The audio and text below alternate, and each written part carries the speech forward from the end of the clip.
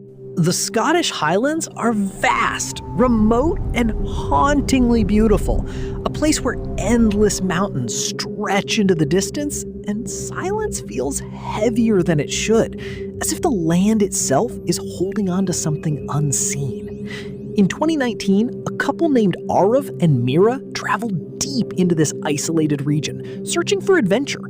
Arav had always been drawn to remote and dangerous places, the kind most people avoid, while Mira felt uneasy in silence and unfamiliar surroundings, though she trusted him enough to come along. As they drove farther in, paved roads faded into narrow dirt tracks, and any sign of civilization disappeared behind them. That's when they noticed an old man standing off to the side of the path, leaning on a wooden stick, watching them closely. He raised his hand to stop them and quietly said they shouldn't stay there after dark. Arav laughed it off, asking if the place was haunted, but the man didn't react. After a brief pause, he said that when the fog rolls in, things change.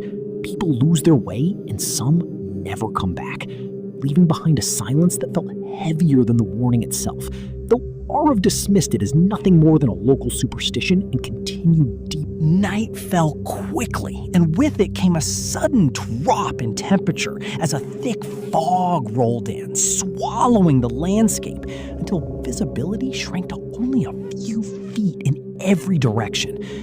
Arav and Mira set up their tent in a small clearing and lit a fire, trying to settle in as if everything were normal, but something about the atmosphere felt wrong in a way that was impossible to ignore. Mira felt it first, a quiet but growing sense that they were being watched from somewhere within the fog.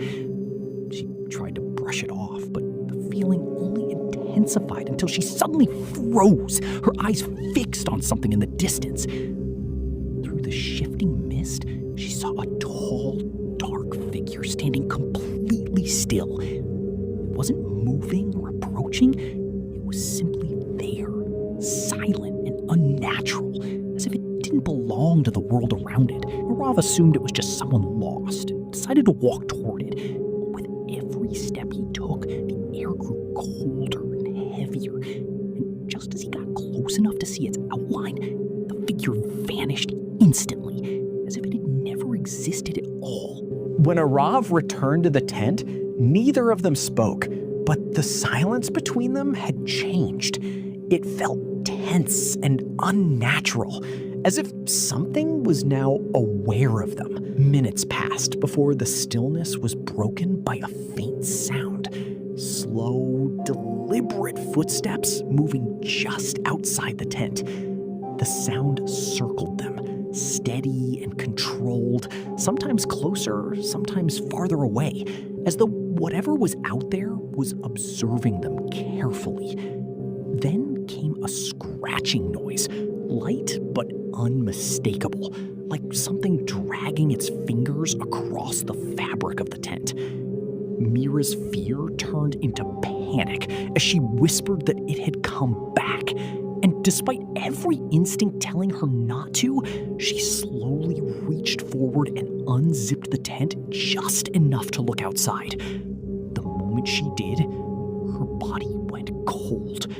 The figure was standing right in front of them, only a few feet away. But now it wasn't solid. It appeared to be made entirely of fog, shifting and distorting, its form unstable, and yet it was moving closer. Arav didn't hesitate. He shouted for her to run, and they both burst out of the tent, sprinting blindly into the darkness as the sound of footsteps behind them grew louder and faster, clearly chasing them through the fog. They ran without direction, stumbling over rocks and struggling to breathe as the cold air burned their lungs, desperate to put distance between themselves and whatever was following them.